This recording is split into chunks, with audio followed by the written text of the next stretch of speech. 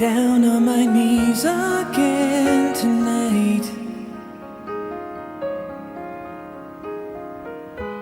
I'm hoping this prayer will turn out right. See, there is a boy that needs your help. I've done all that I can do myself.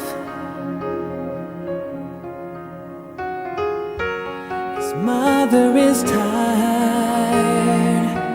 I'm sure you can understand.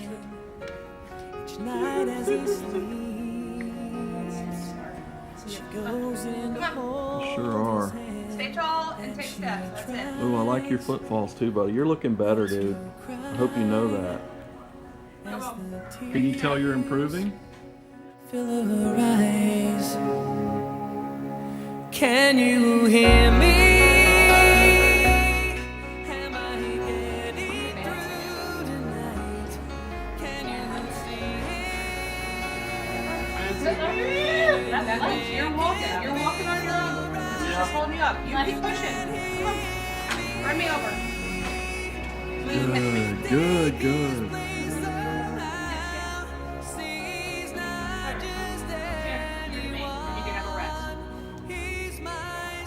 Stick. Use your feet and walk the chair to me, and then I'll give you a rest. Don't crash into the wall. Come this way. Times late at night I watch You gotta steer it. and Come this way. sleep. You're gonna crash. Nice job. Dream of a Be a little boy bit sweet. he'd like to be. Turn here right.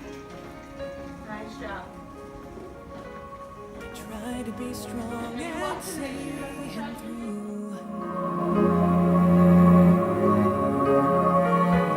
But God, who he needs right now is you. Let's do 5 more steps. 5 more. Let him 1, grow old. 2, 3. Live life without this Can fear. you keep going to the end of the row? What would I be Nice. living without him here? He's so tired Short steps. Don't let them get too and long. he's scared. Hold your head up, Jacob. Let him know that you're there. Ooh, you're gonna turn. Ah, hello, left leg. Can you hear me? Am I getting through tonight? Can you see him? Can you make it feel alright? You can hear me. Let me take his place somehow. See, he's not just anyone. He's my soul.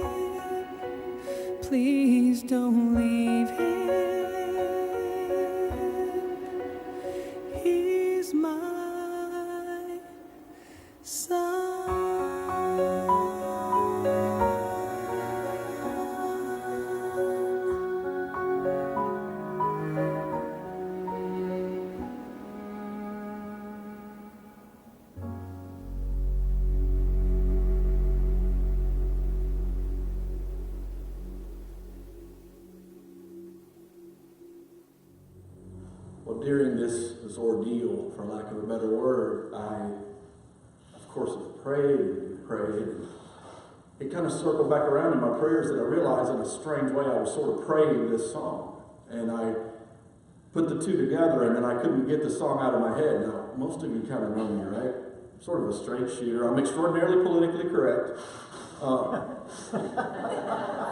I tend to be sort of brass tacks honest. So I'm going to be honest. I didn't like this song. I didn't care for it. And oddly enough, Jessica was about 3 and Jacob was a newborn when the song came out. But it just seemed a little campy. I didn't really love it. But now, wow, you know, it's ironic how God can take something and use it in your life. And so we're going to let you see Jacob right quick. They're going to FaceTime with him just long enough for you to get a look at him. I don't want to embarrass him or put him on the spot. But, you know, we're going to talk about today while we're getting this together. And you're going to want to be in John 4. What do you do, right? What do you do when it's your son? What do you do when it's your child? Right? And don't get me wrong, Shelley and I have been doing this a long time, and we've watched a lot of children suffer and pass and awful things. And I'm not going to tell you my heart wasn't broken, because it was. I've never been the same over some of the experiences we've had with children over the years, but when it's your son, it's different. Right? It's just different when it's your child. Speaking of which, this is my son. We can get those boxes out in front of us. Hey, Jacob. Good morning, buddy. That's Jacob. That's my son.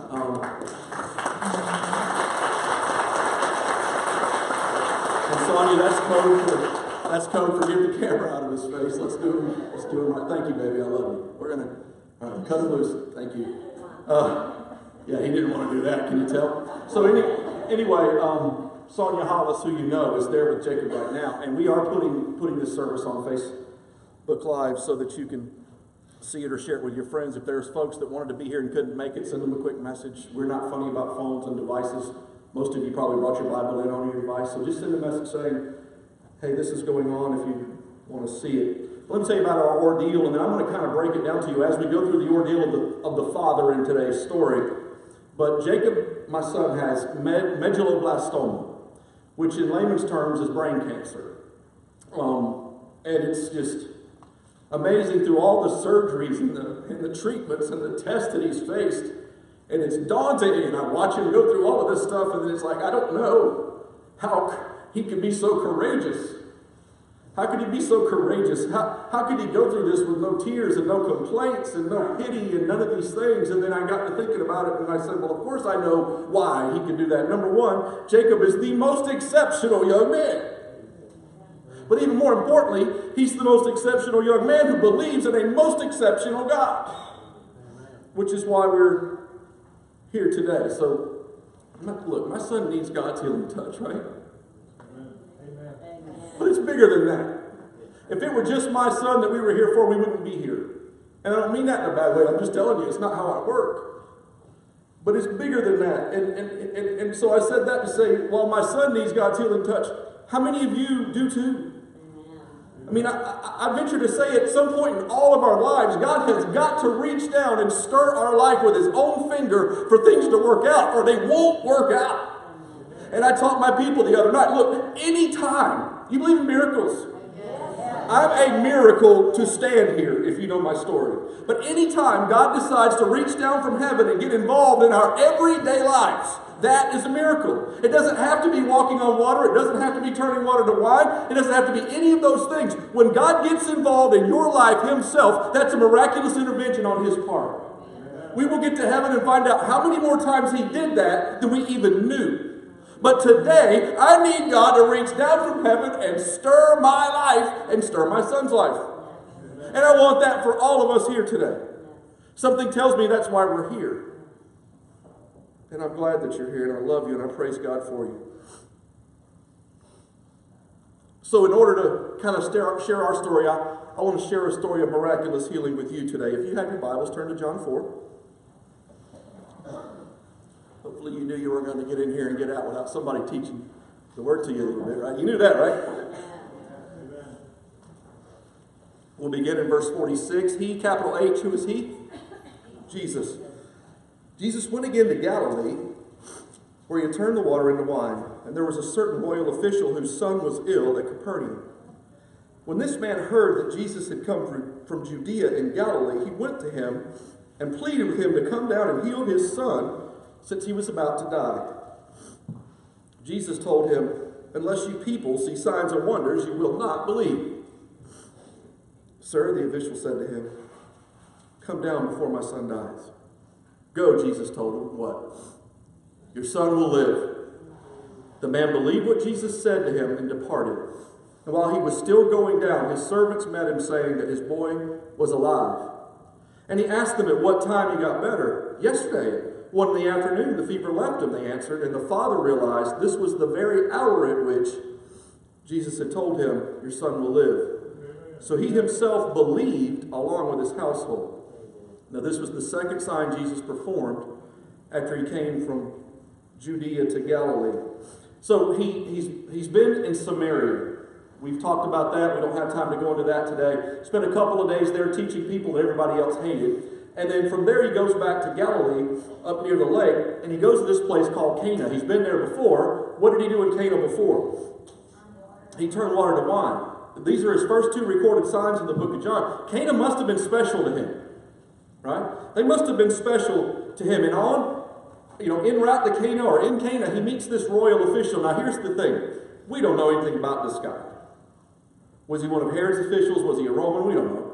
But I can tell you this, one thing we do know, his son that was deathly ill was his sole motivation. The only thing he was concerned about was his child. Now, when it's your son, right? When it's your son, there's some things that you do. And we can see a model in this man's life. The first thing I've noticed in my own life and in this man's life is when it's your son, you pay closer attention. Here's what I mean. You notice things you've never noticed before. I am noticing things I would have never noticed in my life before. And the odd thing about it is, it's the needs of others, not my own and not my son's. I see those stickers on the backs of cars. I see things on a prayer board. I see children as I walk through the hospital. And I'm thinking, man, boy, do I understand where they're at a lot better than I did before. I'm paying closer attention. Because at the same time, I'm seeking answers. Like, you know what I mean? Like, I want some answers for this stuff. I want to have some opportunities. I want to have some solutions. I want to know what the solution to this is. I'm trying to find out how to help my son. And I'm thinking about this guy, and I wonder how many he'd already tried. I wonder how many things he's already tried at this point in his life. I wonder how long he's been trying to see his son healed and brought to life. Then he heard Jesus was near.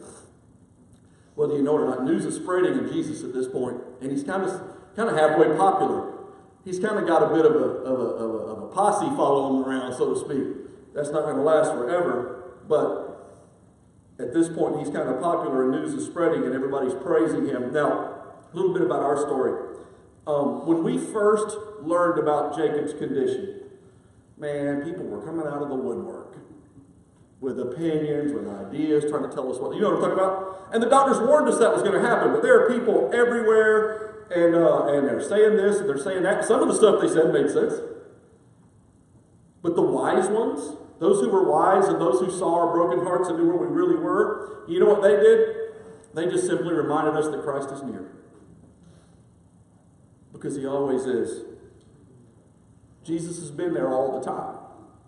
He was there before this, he's been here during this, and he's going to be here after this. Now I'm going to tell you, I'm going to do a class at some point in the not too distant future about what not to say. I'm going to stop right on my head. So what's the first thing you do? You pay closer attention. I'm going to tell you something else you do if it's your son. You do whatever it takes. You do whatever it takes when it's your child. And here's the thing about this guy. He's a ruler. He's in control. He's a big deal. But all of a sudden, he's aware of his inadequacies. He's come face to face with what he cannot do, what he is not capable of. This man of power is suddenly powerless. He's weak. This is beyond his perception of control. Can I identify with that? How many of you think I'm a bit of a control freak? You right. You right. But you know what God taught me many a year ago? I can control my choices, and that's it. I can't control anything else. But because of my nature and my proclivities, things I do naturally, it's a long joke. He's been reminding me of late just how inadequate, how weak, how out of control I am. And it's my son's condition that's reminding me that stinks. But it is what it is. And my thought in this is, okay, we've got to go through this, God, let me learn whatever I can learn. Because other lives are going to be dependent upon how we behave and how we go through this at this time. When he's your child, you do whatever it takes. So what else could he do? What could this guy do? What did he do? He went to Jesus. He went to Jesus. He's ready to try anything. Now, this is a decision of logic for him at this point. You're aware of that, right? At this point in this man's life, this is a logical decision. He's heard word on the street. He's heard about this guy that's doing this, this, and this. He said, you know what? I've tried everything else. Let me go take a shot at that. This is not a faith choice at this point in this man's life. That's important. We'll talk more about that in a moment. But he goes to Jesus. And now here's something about this. I don't know if you've ever thought about it. Sorry about that. He had to leave his deathly ill son to go. He had to leave his son behind in the hands of others to go meet with this guy who he's heard about. And for the record, it's 17 miles from where he was to where he needed to be. That's a good long stretch of the legs. You're walking. That's a day's walk, isn't it? So you've left 2 days between your son and yourself. He's dying. What if he passed while he was gone? You do whatever it takes. What did he do when he found Jesus? He begged him. He pleaded with him. He begged Jesus to intervene. Now, most of you know this about me. I'm a big brother, right? I'm a provider. I'm a protector. I'm a fixer. And one of the hardest things I've ever faced in my own life is this inadequacy and this inabilities that I just talked about to you a moment ago. My ineptitude, my lack of control. And here's what I've been reminded of, and I should have said it a moment ago, but I'm going to say it now. And this is important. Look. I'm hopeless and I'm helpless unless Jesus decides to get involved in my life. Amen. And that was true before Jacob's condition, and it's going to be true after Jacob's condition. He taught me that lesson a long time ago. It's one of the reasons why those of you that are in recovery ministry, God bless you and praise Jesus for you, but it's why I'm not in recovery ministry. Because I believe that until a person hits the bottom of the barrel in their life, they'll never realize they're hopeless. They'll never realize they're helpless. And until they realize that, why would they turn their eyes into a loving and gracious Creator and give Him their life? Why would you give away your life if you think you had control over it? So my logic is, if everybody got to hit the bottom of the barrel, let's help them get there. That's not officially recovery ministry, right, girls? It's a little bit different than that. That's that tough love. But anyway, you know something else you do when it's your son? You seek out an expert. Boy, there's experts coming out in the woodwork too. My son's condition is different. He's an outlier in every single way. So there's a lot of people that want to treat him. There was a lot of people that wanted to put him in their studies. So how do you know what expert to go to? How do you know who to trust? How do you know where to go? How did this guy know where to go? God willing. Yeah, God willing, somebody tells you someone you can trust. You hear from a friend or you hear from word of mouth, hey, go try this guy. He's very, very good. That has happened in our lives. Now, insurance had a little bit to do with what we could do. But at the same time, we've had some really loving folks who would help us and guide us in the right directions and to the right experts. Who's the expert this man chose? He chose Jesus, a carpenter from Galilee. Well, can you imagine what the in-law said? Where are you going? Well, hiccup, it's dying. So what I thought I would do is I'd walk a day over here to Galilee, to Cana, and I'm going to meet with this carpenter over here about him. Yeah, he pulled back a nub, ain't he? He must not have had his in-laws with him still, ain't he?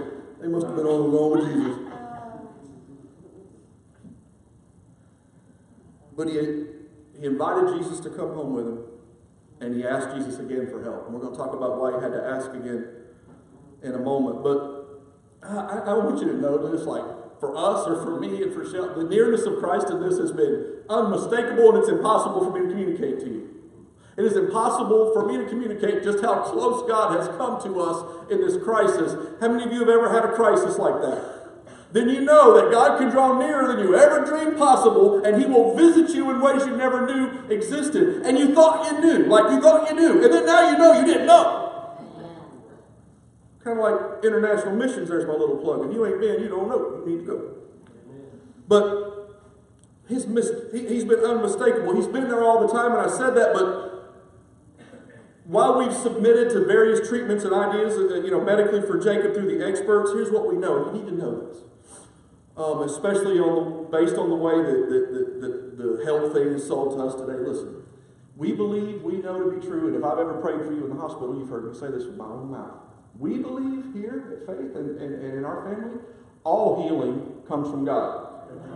Whether it's medicinal, whether it's miraculous, all healing comes from God because He's the great healer, and the only reason these healers through medicine know how to do any of these things anyway is because God allowed them to understand those truths. So we believe that all healing comes from God.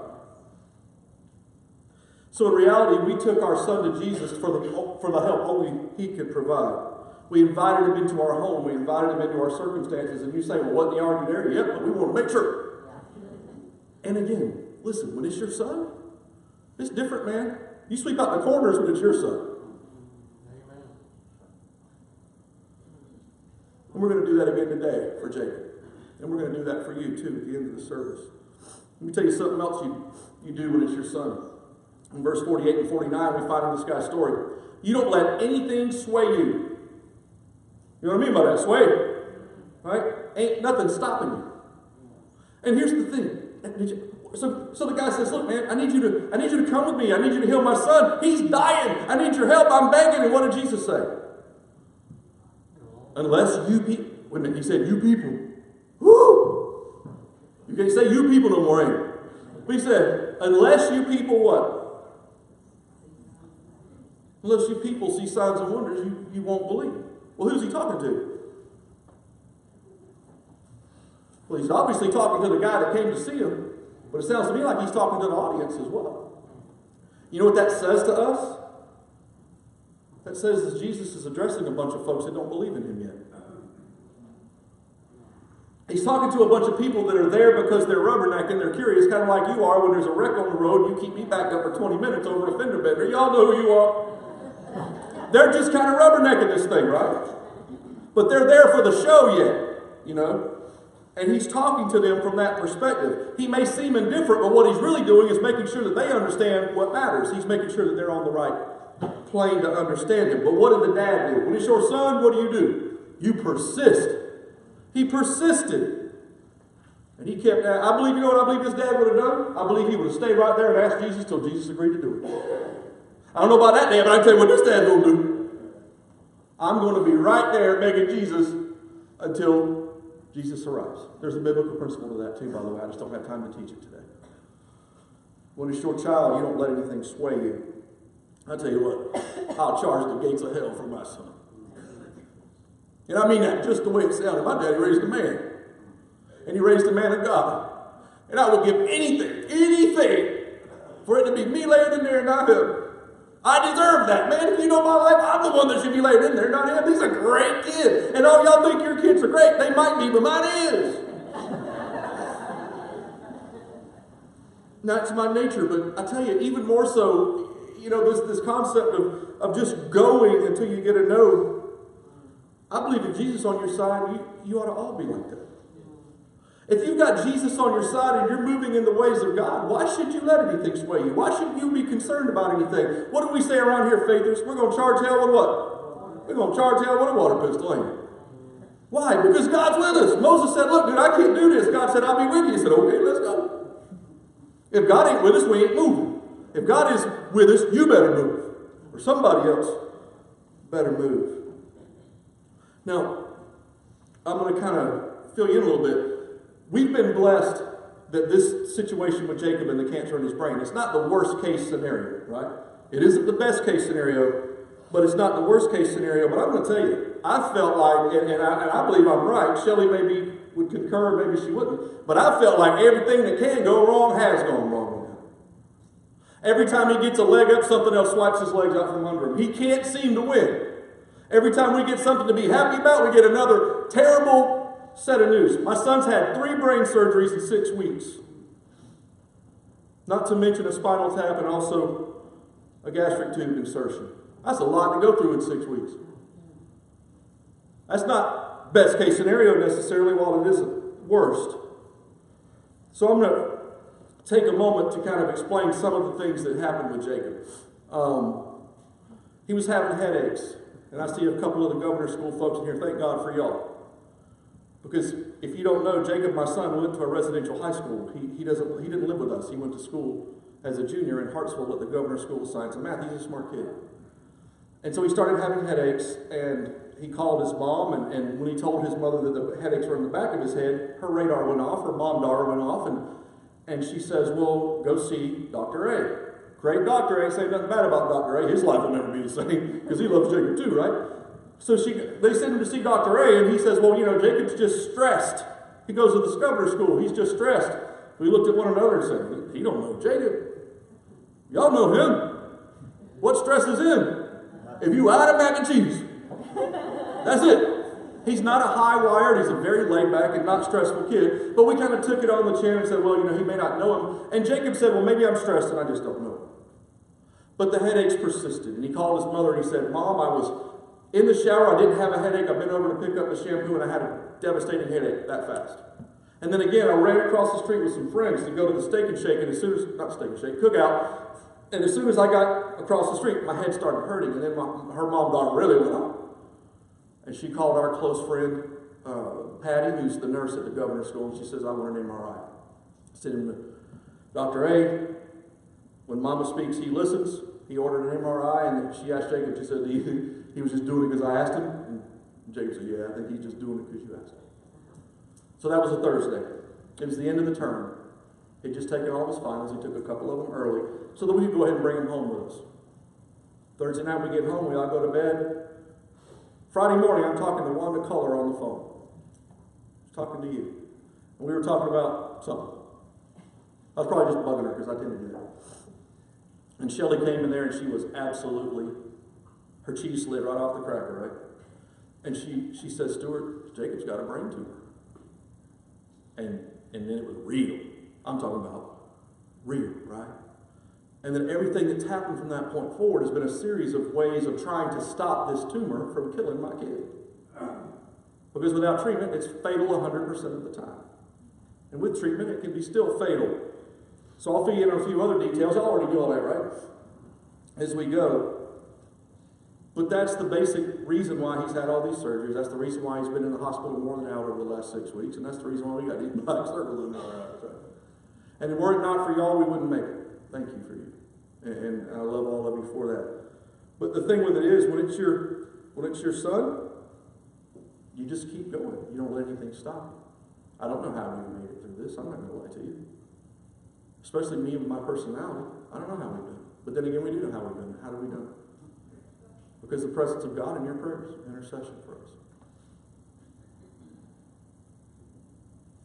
The worst thing about all of it is that although God's kept Jacob's body alive, emotionally and mentally and socially, he's not our kid anymore. He developed this thing called posterior fossa syndrome. That's from the devil, is what that is. And we don't really know how to behave with him because he's no longer our kid. And you don't have, anybody have any idea what I'm talking about? Your child becomes another child. And how do you know how to behave with a person that you've known since they were in utero and they're no longer that person anymore? All we know to do is love them and brag on them and try our best.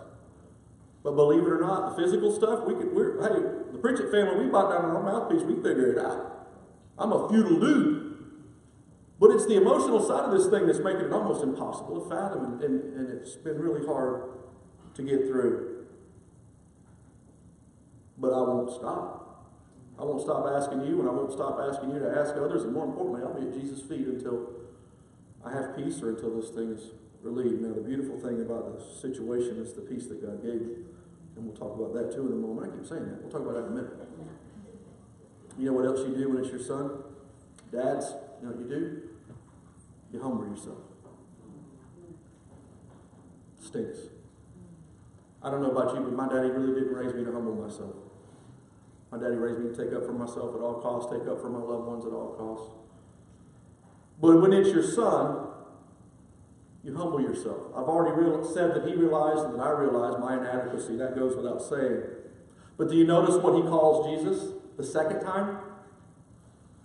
Did you notice what he called him? Look at verse 49. Jesus says, unless you people see signs and wonders, you won't believe. What does he say? Sir. Now the sir, at the beginning of the story, has humbled himself and he's condescended to the sir in the story right now. Does that make sense? The man who would have been in control and would have had all the people looking to him to know what to do and how to do it and when to do it and would have been given the orders. Now all of a sudden he's got to realize, I'm out of control, I'm inadequate, there's nothing I can do. I'm going to beg this guy by whatever means necessary. And let me say this too. It takes humility to beg. Right? I don't even like to ask for help, much less beg for it. I'm begging.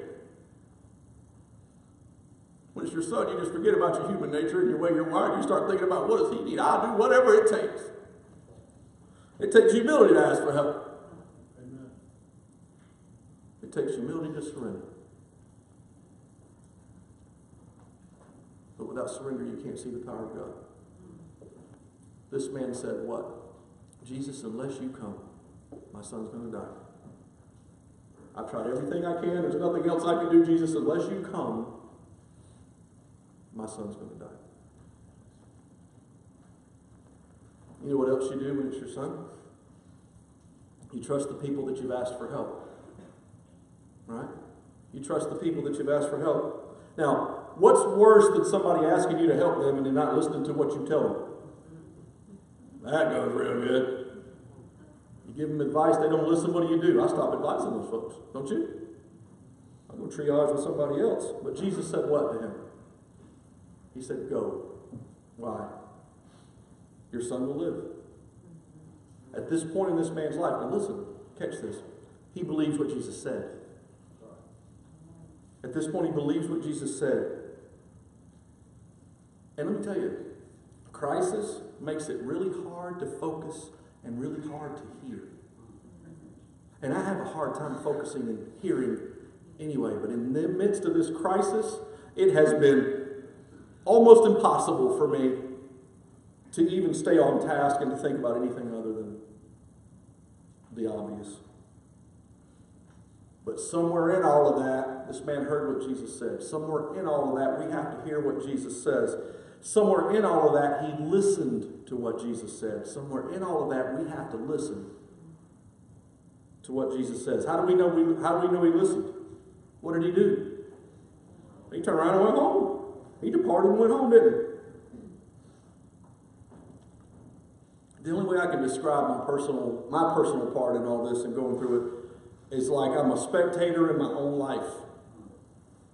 It's like I'm watching a movie and I'm in it. You ever been there? The only way I can explain it is sometimes when things are really great, maybe your wedding, or maybe you were the prom king or prom queen or something like that. And you had that experience where it was almost surreal, like you had that out of body, almost outside of your own life experience. That's how it's been for me for 6 weeks or whatever. But every once in a while, it gets real. And it's like, wait a minute, so that's cancer. Yeah? That's real.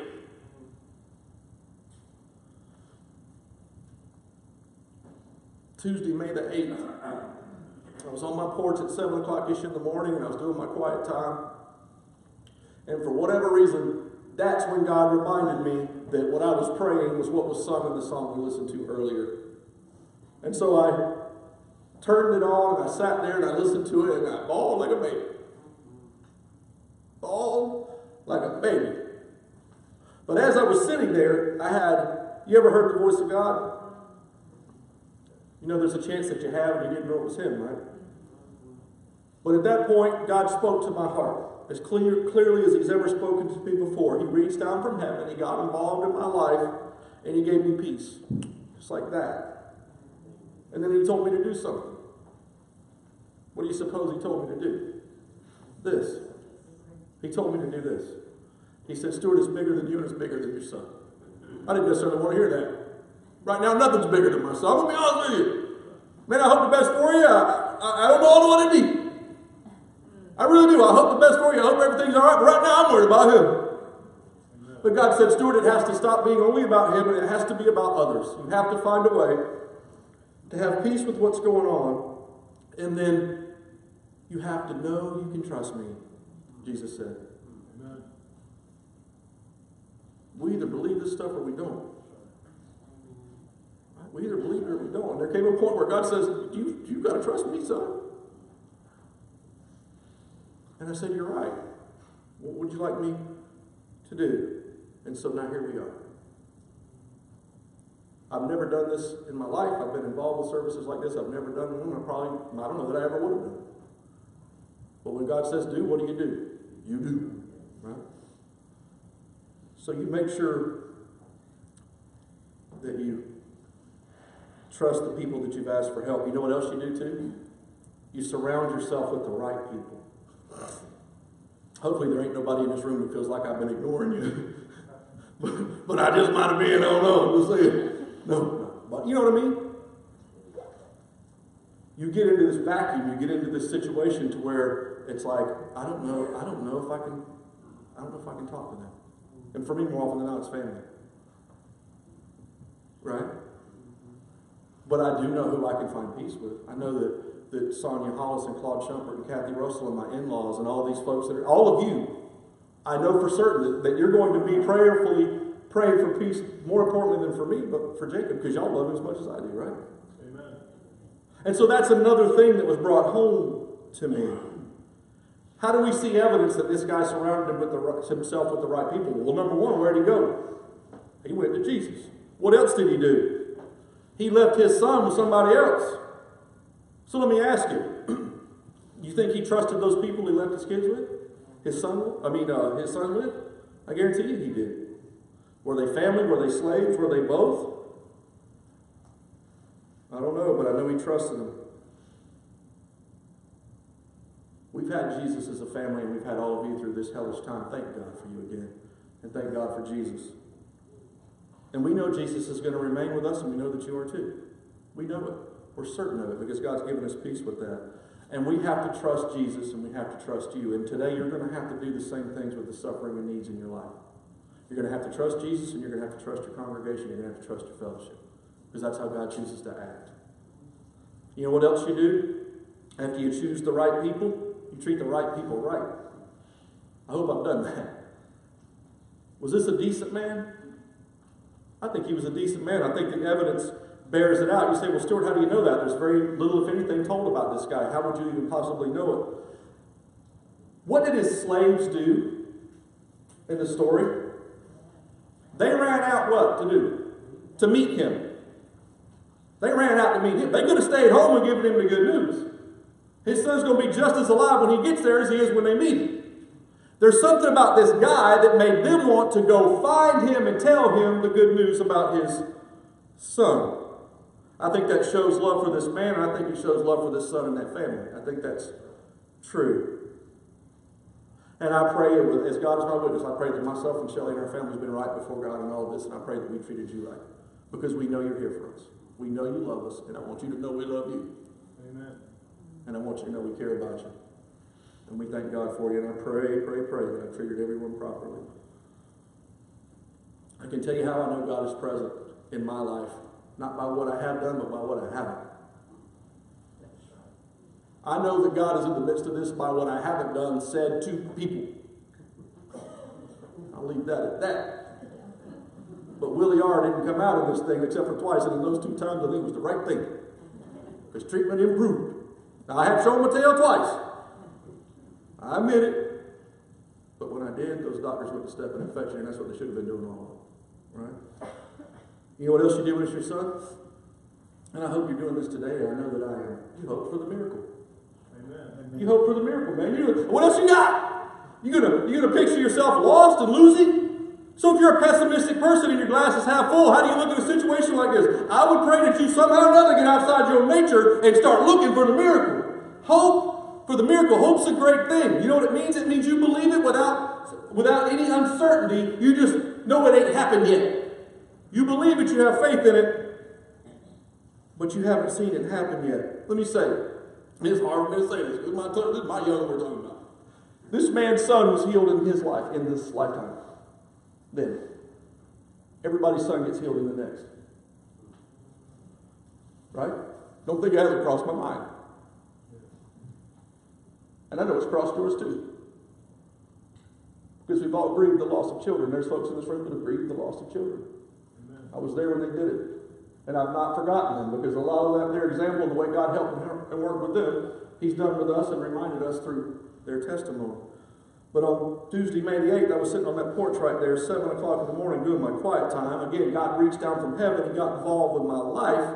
And through faith provided by His Holy Spirit, He let me know that I could hope in the power of Jesus in my son's life. And as God is my witness, and Shelley will tell you, my whole attitude changed from that point to this point. We've still gotten a bunch of real bad news. But for whatever reason, God's given me peace with knowing it's gonna sort itself out okay. And Jacob's gonna be back to himself. He won't get to do a lot of the things he thought he would be able to do. He won't graduate from the governor's school. He won't, right? But he'll still be with us.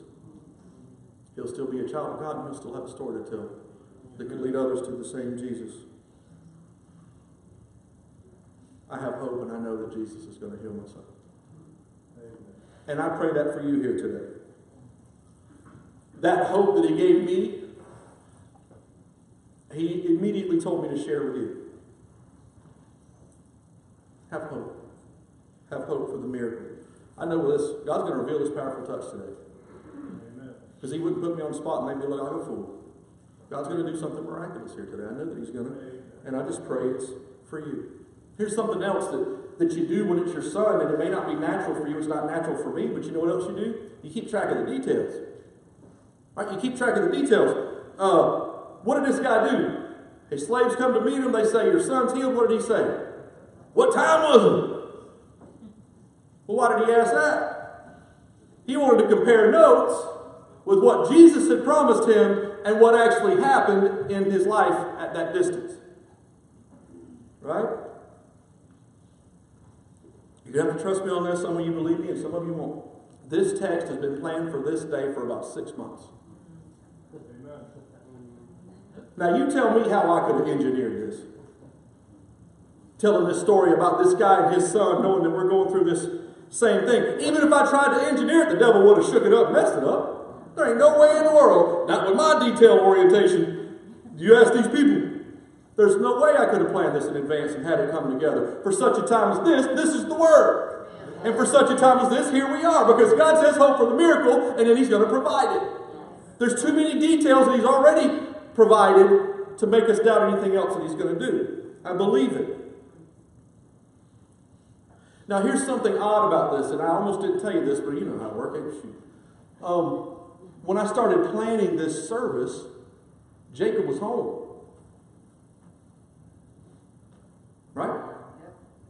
And I was trying to figure out how I was going to communicate the fact that this guy trusted God from a distance to heal his son, and I was blessed to have mine with me. Then what? Guess what? My son's not with me. I'm having to trust God from a distance. He did that. I wouldn't have done that. You can believe that. If Daddy had his way, that boy would be right here in this wheelchair. Actually, he'd be here, wouldn't need a wheelchair, but he would be here. And he'd be testifying to the grace of God for himself, and he would do that. What does that say to you? Because I'll tell you what it says to me. That says to me that God's involved with the details of this thing. Right? And you may say, oh, you're just looking for God in everything. Yep, I am. I wish I always had done that. Too bad I ain't always been that way. Perhaps God is in all the details of your life if you're looking for Him. You know what you do too? And this is where I want you to really lean in and start listening to me, because this is why we're here today. I'm going to be honest with you. This is why we're here today. When it's your son, you know what you do? When you see things like this, you enter a relationship with the miracle maker. You enter a relationship with Him, right? What else could you possibly do? Because earlier it said he heard Jesus, he listened to Jesus. You know what it says here? He believed Jesus. Now he's a man of faith. Now you see why I said he was a lost person up to this point? At this point, he accepted Jesus. He was converted. Jesus gave him new birth. He was adopted into the family of God. And you know what else you do when it's your son? And God does things like this, you share your relationship with the miracle maker. This man must have testified. How do we know that? His whole household got saved. Daddies. It ain't Father's Day. Come back for that. There is nothing as powerful on earth as a Bible-believing, God-fearing man in the family and in the home. The reason America is going to hell in a handbasket and the rest of the world with it is because daddies have stopped being daddies and they've stopped being the spiritual leaders of their families. There it is. When men lead the families, miracles happen. When men lead the families, the numbers are astronomical of how often the children are saved, the grandchildren are saved. Most families I know about anymore, the mamas is the ones keeping the kids in church, and then it's kind of hit or miss. That's just my little tidbit for you dads. You're accountable for it whether you do it or not.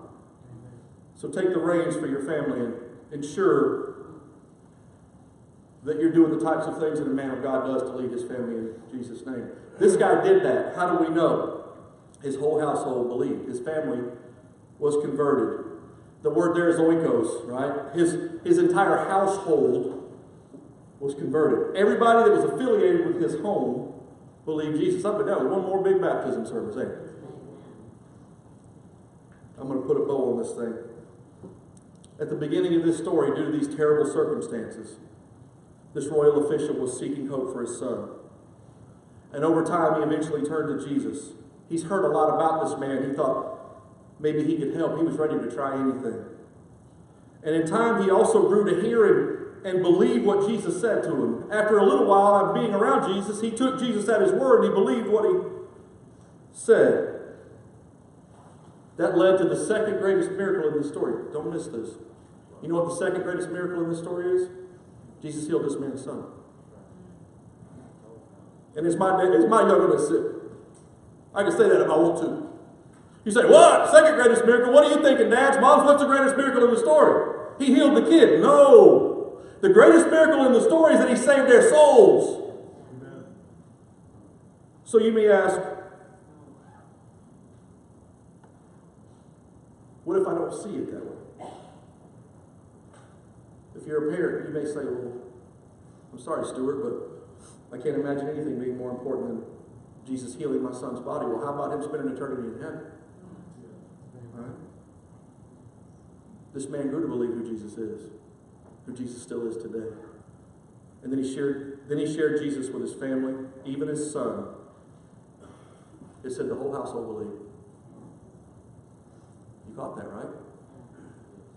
The son wasn't just healed of his issues, his physical conditions, his son's soul got saved. That's the miracle. That's the beautiful miracle.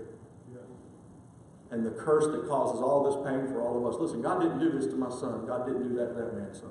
The curse did that. Right? God gets a whole lot of blame for things he don't do, and he don't get a lot of credit for the things that he does. God didn't make my son sick to teach me a lesson. God, that's not how God works. Are there lessons in it for me? Yes. Why is my son sick? Because he's cursed, just like I'm cursed. Now you got that from me, though. Right? But the solution to the curse is knowing Jesus. And you may be here today just like that royal official, and you're seeking answers, you're seeking hope. Jesus' greatest desire is for you to know him personally. I hope you know that. Let me ask you, and hear me say, do you really know Jesus? Do you know him? Not know about him. Not can you quote book and verse. Not do you know what it says about him. Not do you listen to what he said. Do you know him? I have a personal relationship with Jesus Christ, the Savior of the world. I have a personal relationship with the God of the universe. Let me tell you, if ever there's been a time I'm certain of that relationship, this is it. My Jesus has walked with me. He's talked with me. He's been in the midst of this dark valley this whole time. He's been loving me and caring for me. Otherwise, I'd be in jail for violence. I don't think that. I know that. I know myself. Why is that true? Because I have a personal saving relationship with Jesus Christ, the Son of God. I know him. Guess what? I can introduce you to him. You don't know him. I introduce you. I know him real good. You come up here, I'll tell you who he is. I'll introduce you. There's a lot of people in this room that can do the same thing, because the number one thing I pray comes out of this service today is that people get to know Jesus. Amen. And that includes my son. I mean that as sure as I'm standing here. God's got my son. But does God have you?